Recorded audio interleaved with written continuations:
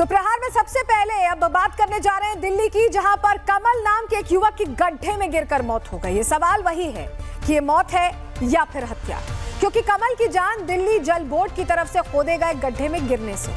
परिवार वालों का कहना है कि कमल रात भर तड़पता रहा, मदद की गुहार लगाता रहा, लेकिन सिस्टम सोया रहा। पुलिस तक एक्शन नहीं लेने पहुंची।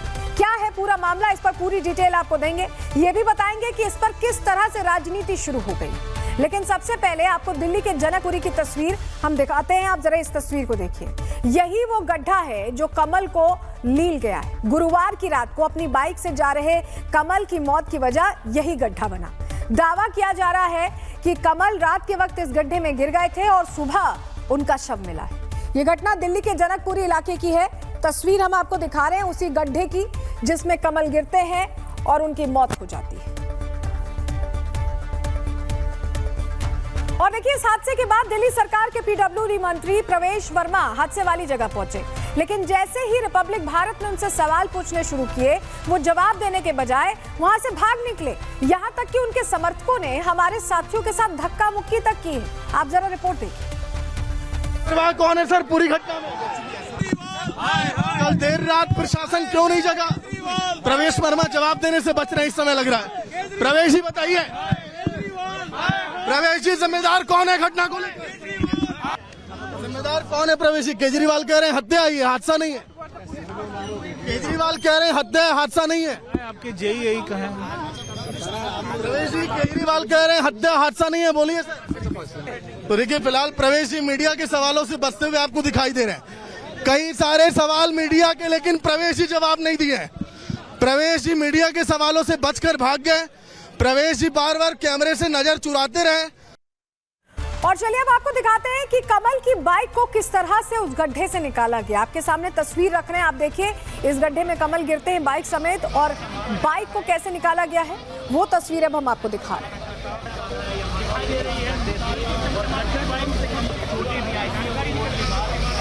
तो कमल तो नहीं बच पाए, उनकी बाइक को निकाला गया है। लेकिन ये जब घटना इस तरह की होती है तो फिर वही कारगुजारी शुरू हो जाती है कि कार्रवाई की जा रही है, जो दोषी हैं उन्हें बख्शा नहीं जाएगा। इस तरह की बातें दोहराई जाती हैं और ऐसा ही कुछ दिल्ली सरकार ने भी किया है। क्या कुछ एक्शन लिया है, चलिए आपको बता देते हैं। फटाफट आपके सामने जानकारी रख रहे हैं, क्योंकि जूनियर इंजीनियर को सस्पेंड कर दिया गया है इस पूरी घटना के बाद। कुल 3 लोग बताया जा रहा है कि अब तक इस मामले में निलंबित किए गए हैं। ठेकेदार की तलाशी चल रही कि ठेकेदार कौन था। 3 महीने से बताया जा रहा है कि ये काम उस वक्त चल रहा था। 100 मीटर के दायरे में बैरिकेडिंग का भी दावा किया जा रहा है सरकार की तरफ से। जल बोर्ड ने ये बड़ा गड्ढा खुदवाया था, आसपास ट्रैफिक को कम किया गया था। रात के वक्त में यह हादसा हुआ है और सुबह शव मिला है। सुबह महिला ने फोन करके पुलिस को इसकी जानकारी दी है कि यहाँ एक शख्स ऐसे गड्ढे में पड़ा हुआ है। तो ये सारी चीजें हुई। कहा जा रहा है कि 100 मीटर के दायरे में बैरिकेडिंग कराई गई है, लेकिन ये सब कुछ तब होना चाहिए था जब ये गड्ढा खुदवाया गया था। इतना बड़ा गड्ढा, कोई भी इसमें गिर सकता था। एक शख्स की जान चली गई, उसके बाद आप सस्पेंशन करते रहिए, बातें करते रहिए, लेकिन वो शख्स वापस नहीं आने वाला है। इसको लेकर प्रवेश वर्मा जो पीडब्ल्यूडी मंत्री हैं, उनका क्या कहना है, उन्हें सुन लीजिए। क्या इसमें गैर इरादतन हत्या का मामला नहीं होना चाहिए सर? बिल्कुल होना चाहिए। अब आप पूछिए किस पर होना चाहिए, किस पर होना चाहिए? अब आप पूछिए किस पर होना चाहिए? सर 7 अलग अलग पुलिस थानों में कमल के दोस्त और रिश्तेदार, पुलिस के लोग उनके परिवारजनों के साथ में यहाँ पर उनको ढूंढने की कोशिश रात को ही किया है। रात को ही किया है। किस पर होगा, किस पर मामला दर्ज होगा? गैर इरादतन हत्या का मामला आपने कहा कि बनता है। हमारी कमेटी की जो रिपोर्ट आएगी उसके बाद में कड़ी से कड़ी कार्रवाई होगी। क्या बड़े अधिकारियों को छोड़ देने के लिए क्या कमेटी बनती है सर? 3 ZRO को ZRO नहीं हुआ है भैया, एक ही एक्शन हुआ है। क्या सर एक एक्शन हुआ है, उच्च स्तरीय बहुत बड़ी। मैं कह रहा हूँ इस तरह जो भी होगा, जो भी अधिकारी, हमने कहा कि हमने पिछले महीने ही सर्कुलर दे दिया था, उसका फॉलो कैसे नहीं हुआ, जो भी उसमें रिस्पॉन्सिबल होगा उस पर कार्रवाई होगी।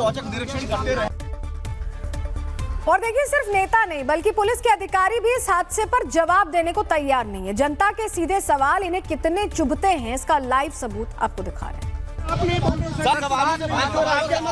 पुलिस कुछ नहीं करती है। क्या बीजेपी सरकार में पुलिस को बोलने का अधिकार नहीं है? सर ये पर्दे के पीछे कब तक रहेंगे सर?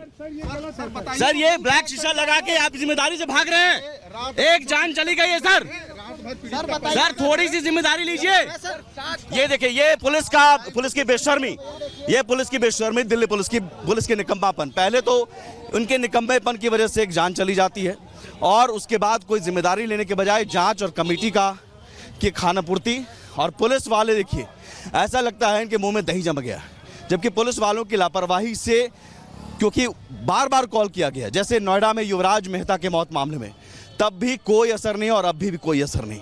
अंदाजा लगाइए सिस्टम कितना सड़ा हुआ है और उसके निकम्मेपन की वजह से एक जान चली गई फिर से। आखिर इस तरह से मुंह क्यों छिपाया जा रहा है, जवाब देते क्यों नहीं बन रहा? क्योंकि सिस्टम की लापरवाही का शिकार हुए कमल के भाई ने जो आरोप लगाए, वो सिस्टम पर बहुत गंभीर सवाल खड़े कर रहे हैं। कमल के भाई का कहना है कि उसने न केवल अपने भाई की तलाश की, बल्कि वो 6 अलग अलग पुलिस थानों में रात भर घूमते रहे, लेकिन किसी के कानों में जू तक नहीं रेंगी। सुनिए कमल के भाई का क्या कहना है। पुलिस की तरफ से कोई कॉल नहीं आया। सामने से मैंने कॉल किया अपने भाई का, तो सामने से किसी पुलिस ऑफिसर ने फोन उठाया कि आप इस लोकेशन पे आ जाओ, यहाँ पे आपके भाई का ऐसा एक्सीडेंट हो गया है। लेकिन जिस लोकेशन पे आपके भाई की डेड बॉडी पड़ी हुई थी, वो रात को आप लोगों ने उस गड्ढे में देखा था या नहीं? हाँ, वो देखा था मैंने रात को अराउंड 1 बजे के आसपास। वहाँ पे एक झुग्गी थी, उसकी भी लाइट वाइट जलती थी। मैंने देखा तो उस टाइम मुझे इतना कुछ नोटिस हुआ नहीं। तो यही है। अब ये लोग कह रहे हैं कि ये आफ्टर 12 का ही सीन है, 12 से 12:30 के बीच का, बट मैंने आई थिंक 1 से 1:30 के बीच में देखी थी। इसने आप लोगों को सपोर्ट किया? पुलिस ने तो सपोर्ट ऐसा कुछ नहीं किया, पर आज हमारी एसएचओ से बात होगी तो उन्होंने हमको आश्वासन दिया कि वो हमको सपोर्ट करेंगे अभी। अब देखिए, प्रवेश वर्मा चाहे कुछ भी कहें, लेकिन ये गड्ढा कैसे मौत की वजह बना, इसके कई एंगल्स हैं। लेकिन सबसे पहले समझिए कि आसपास के लोगों ने क्या आरोप लगाए हैं, लोगों का क्या कहना है, वो हम आपको बताते हैं। ग्राफिक्स के जरिए आपके सामने जानकारी रख रहे हैं। देखिए, आसपास के लोगों का आरोप है कि गड्ढा कवर नहीं किया गया था, कोई चेतावनी का बोर्ड भी उसके आसपास नहीं लगाया गया था, आसपास कोई बैरिकेडिंग, कोई रिफ्लेक्टर की मौजूदगी नहीं थी, और रात के वक्त वहां रोशनी की भी व्यवस्था नहीं थी। ऐसे में हो सकता है गड्ढा दिखाई ना दिया हो। सुबह तक उस इलाके में रास्ता बंद नहीं किया गया। आनन फानन में गड्ढे के चारों तरफ हरे पर्दे लगाए गए जब घटना हो गई। हादसे के बाद आखिर प्रशासन क्यों जागा, ये सवाल है। क्या ये पहले नहीं किया जा सकता था? इस हादसे के बाद दिल्ली सरकार निशाने पर आ गई है।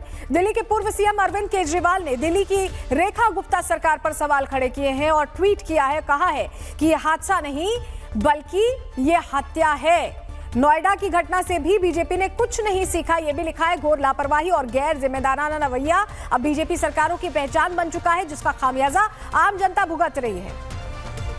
और इस हादसे के बाद दिल्ली की केजरीवाल सरकार में मंत्री रहे सौरभ भारद्वाज भी हादसे वाली जगह पहुंच गए। आप तस्वीर देख रहे हैं। सौरभ भारद्वाज ने इसे हत्या करार देते हुए इसके लिए दिल्ली सरकार की लापरवाही को दोषी बताया। सुनिए सौरभ भारद्वाज ने क्या कहा है। वहां था और उन गड्ढों के विषय में आरडब्ल्यू लगातार प्रशासन को कंप्लेंट कर रही थी, या आरडब्ल्यू से वहां पे जाके पता कर लीजिए। झूठे मंत्री आशीष सूद वहां पे सुबह सुबह बहाने बनाने पहुंचे। बेशर्मी देखिए, सुरक्षा के सारे जो जरूरत होती है वो सब थी, मगर मैंने कह दिया कि चीफ इंजीनियर जो है एक कमेटी बना के जांच कर ले।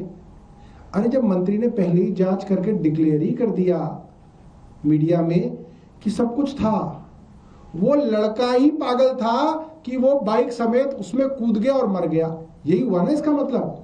जैसे वो नोएडा का आदमी जो लड़का कूदा वो शराबी था। और इस घटना पर मचे सियासी बवाल के बाद सबसे पहले दिल्ली जल बोर्ड ने सोशल मीडिया पर एक पोस्ट करके अपनी गलती मानी और कमल के परिवार के लोगों से माफी मांगी। आप वो पोस्ट भी देख रहे हैं जो किया गया है। लेकिन क्या इस माफी से कमल वापस जिंदा हो सकते हैं? सवाल यह, इतना लंबा चौड़ा जो पोस्ट किया गया, इसके बजाय अगर व्यवस्था की जाती तो शायद कमल जिंदा होते। हालांकि दिल्ली सरकार के मंत्री आशीष सूद ये साबित करने में लगे दिखे कि वहां सुरक्षा के पुख्ता इंतजाम थे। मतलब आशीष सूद के मुताबिक ये घटना दिल्ली सरकार की लापरवाही की वजह से नहीं हुई। उन्हें भी सुन लीजिए आप। अगर किसी की कोई कमी पाई जाएगी उसको बख्शा नहीं जाएगा, मगर इससे जो दुखद घटना हुई है उसकी पूर्ति नहीं होगी। मगर यहाँ के पुलिस सीसीटीवी जांच रही है कैसे दुर्घटना हुई उसको जांचने की कोशिश कर रहे हैं। अगर जांच में ठेकेदार या जल बोर्ड के किसी अधिकारी की कोई भी कमी पाई जाएगी इस साइट पर काम करने में सुरक्षा मानकों का ध्यान रखने के लिए, उनमें से किसी को भी बख्शा नहीं जाएगा।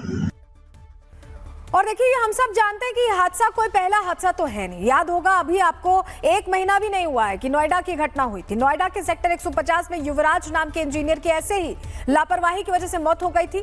तब भी सिस्टम नहीं जागा था और 1 महीने बाद नोएडा के पास ही दिल्ली में भी वैसा ही हादसा हो गया। सोचिए, ज्यादा वक्त नहीं बीता है। यानी बात साफ है कि ना तो अधिकारियों ने कोई सीख ली, ना जिम्मेदार राजनेताओं ने। तभी तो नोएडा जैसी घटना दिल्ली में भी हो गई, 2 लोगों की जान चली गई। यही आरोप आम आदमी पार्टी के सांसद संजय सिंह ने भी लगाया है। सुनिए उन्होंने क्या कहा। नोएडा में एक कांड देखा था, जैसे जिसमें कि एक सॉफ्टवेयर इंजीनियर की मौत हो गई, और ये दूसरी घटना है।